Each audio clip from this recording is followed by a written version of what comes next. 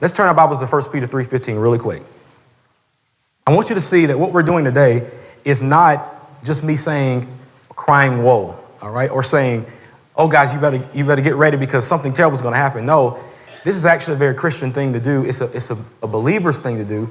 And I want you to see that this is not just the pastor's job, okay? Which means all believers should be biblically literate in what they believe, all right? Unfortunately, we don't have enough time on Sunday morning to explain to you everything you need to know to fight these kind of schools of thoughts throughout the week.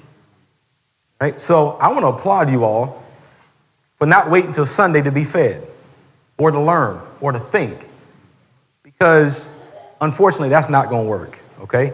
We have to involve ourselves. So look at what he says. He says, you must worship Christ, or the King James Version says, sanctify the Lord in your hearts.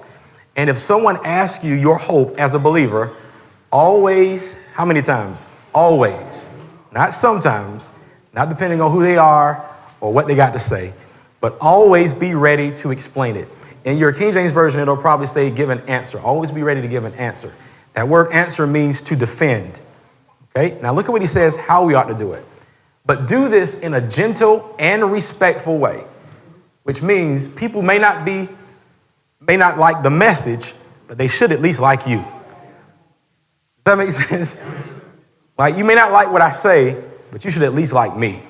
I'm going to say it in a way, they got a saying, you can win more flies with honey than you can vinegar, right? And a lot of times our messages, our defenses are soaked in vinegar. Vinegar potato chips, all right? This is like soaked. Right?